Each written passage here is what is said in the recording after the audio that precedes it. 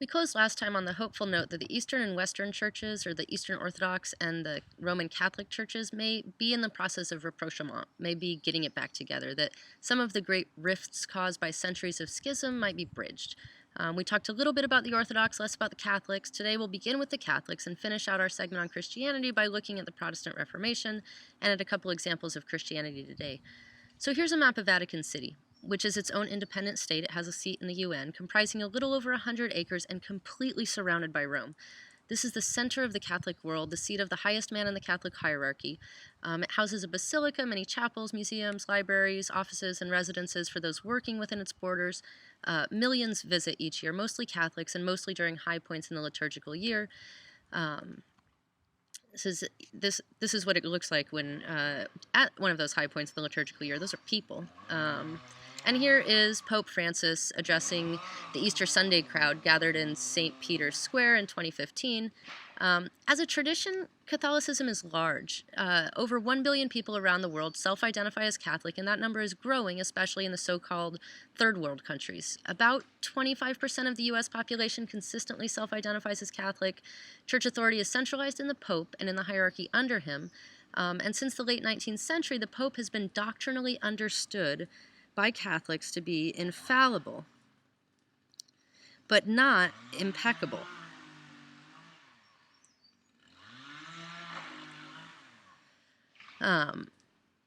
He's never been considered impeccable. This means that when the Pope defines doctrine ex cathedra, or from the bishop's chair, that doctrine cannot be gainsaid.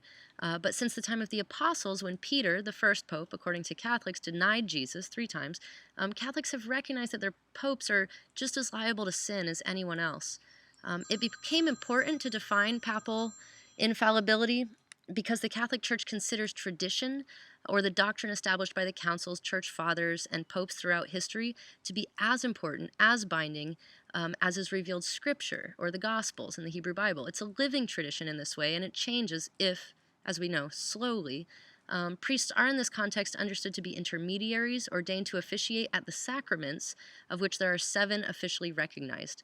Now, this wasn't always the case. In the time of Augustine, sacraments were considered innumerable, any visible sign of invisible grace. So the natural world, the human community, every material manifestation could, if you were in the right state of mind, and that the argument was that you should be, could be understood to body forth the divine. And so sacraments were considered in this way absolutely innumerable. And again, papal infallibility wasn't defined until the 19th century.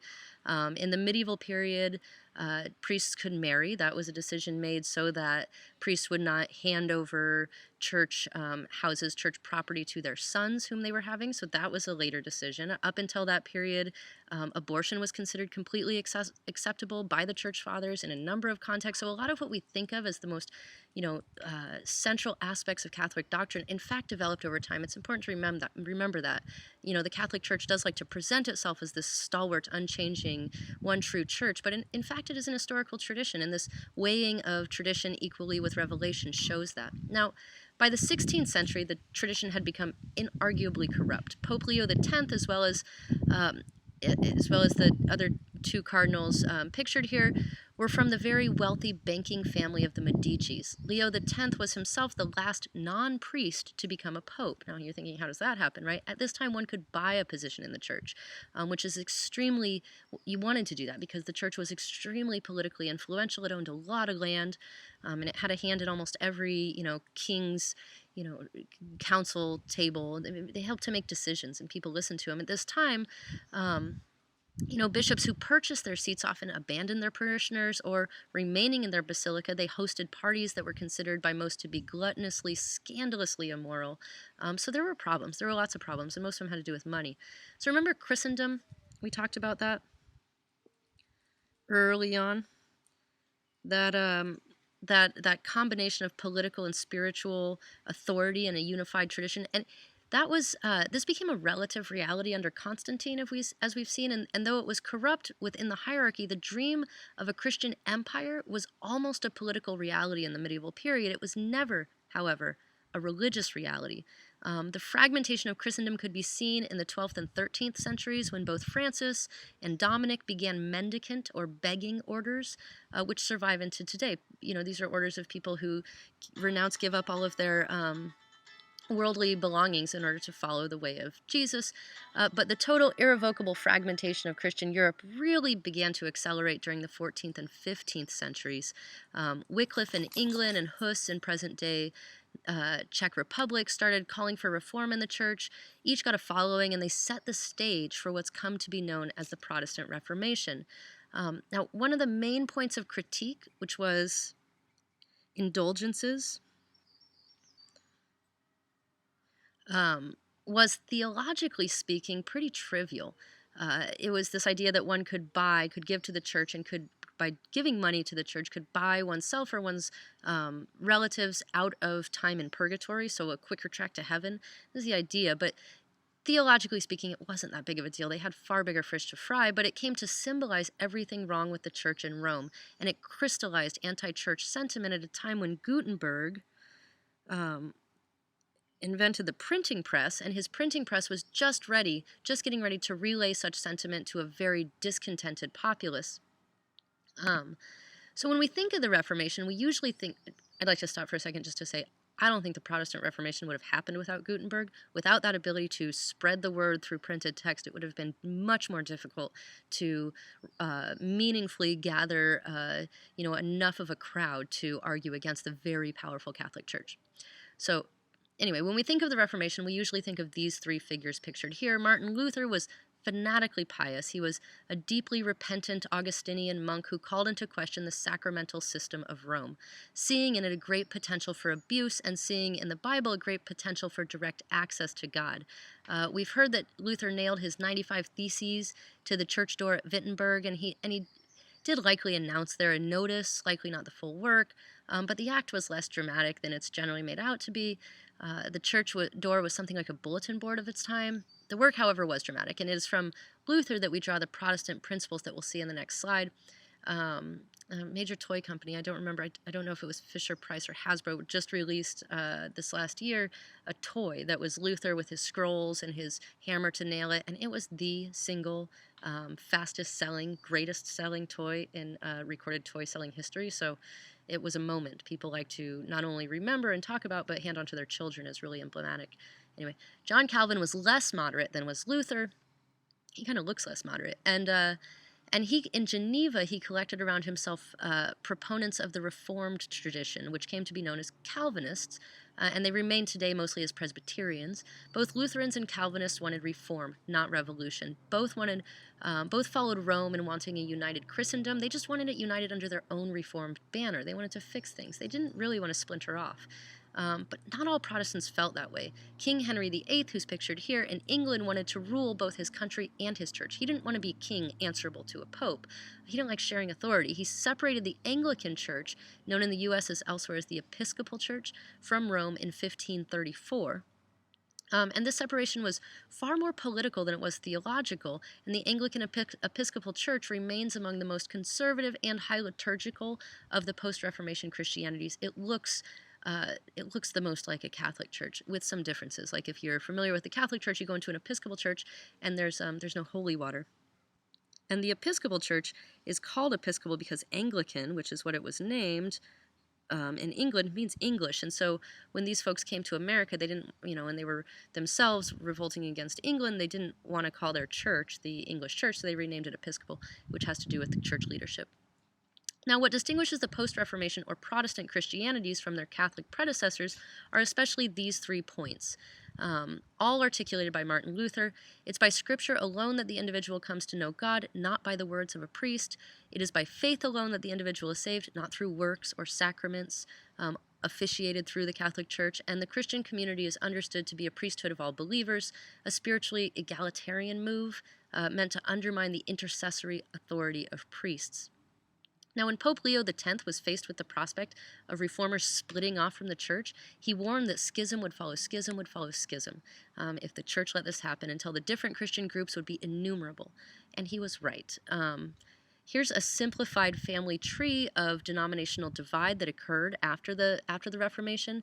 Pause and take a closer look at this when you get a chance, but know that this is partial. There are at this point far too many branches to cover, even in a whole class on Christianity. And just the question of what counts as a branch becomes meaningful once you start looking at different groups who distinguish themselves and give themselves their own name, but aren't usually counted because they're small and marginalized. One thing that I do wish was on this tree, otherwise a good if simplified picture, is the LDS, or the Church of Jesus Christ of Latter-day Saints, also known as the Mormons. Your book spends some time with the Mormons, so I won't here, but they do belong on this tree. Now, in the modern period, and especially in the so-called New World, religious tolerance, almost exclusively tolerance among different kinds of Christians, became a requisite norm. The question of whether to make a policy of it was a difficult one, but in 1791, big date for us, the U.S. Feds ratified the First Amendment, making the federal government neutral to religion. There would be no established church, no return to any brand of Christendom. This led to increasing denominationalism, many branchings off. All religions were equal in the eyes of the law, and so there was kind of a market share of faithful available to whoever could get it, and people tried. The story is complex, long, and gripping, and I recommend Religion in America to you if you're interested. It's also a GE. I teach it. I think it's very fun. But here what I want to highlight are just two parts of it. The first is evangelical Christianity, which is not a denomination so much as it is a mood, one that found its stride in the American context but is now a global phenomenon. There are evangelicals across denominations and increasingly in non-denominational Christian groups who often refer to themselves or prefer to self-identify simply as Christian. But evangelical does mean something. You know, it goes across denominations, but it does have a meaning. It is identifiable, and as this picture shows, this is in Jerusalem, which I thought was interesting. As this picture shows, evangelical worship is often exuberant. Joy is a big part of worship and of spiritual life for evangelicals, as is mission. Evangelicals see themselves as called to testify to the truth that they have found, to spread the good word as Jesus told his apostles to do. Evangelical itself, angel is in there as messenger. Angels are messengers, but it's a bringer of the good word. And doing this well means not only talking to the educated folks in the crowd. It means talking to everyone. So the preaching style is intentionally very democratic, calling on people to feel forgiveness, love, conversion, rather than to think through doctrinal or theological points. An overlapping category of Christian experience is the Pentecostal. Most Pentecostals are evangelical. Not all evangelicals are Pentecostal, but the groups have a lot in common. Worship for both is energetic, joyful, imbued with a sense of holiness, and it often takes place in what have come to be known as megachurches, or worship spaces that hold at least 1,000 people at one time. If you've never been to a megachurch, it's worth checking one out next time you're near a city or any kind of populous suburban area.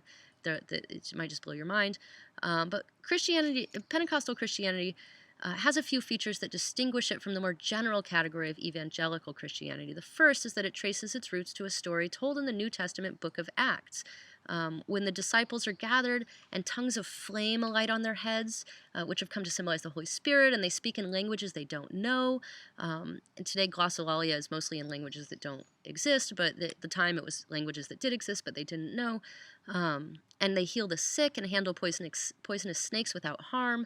All of these things have become practice for some Pentecostals. Snake handling is relatively rare, but it is still practice. Healings are common, as is this practice of glossolalia or speaking in tongues. If you're interested in the roots of this tradition, look into the Azusa Street Revival. Azusa Street Revival, which happened, it was kind of an extended revival that happened in 1906 in Los Angeles. And it's one of the best examples I know of egalitarian religious experience. It's an absolutely great story.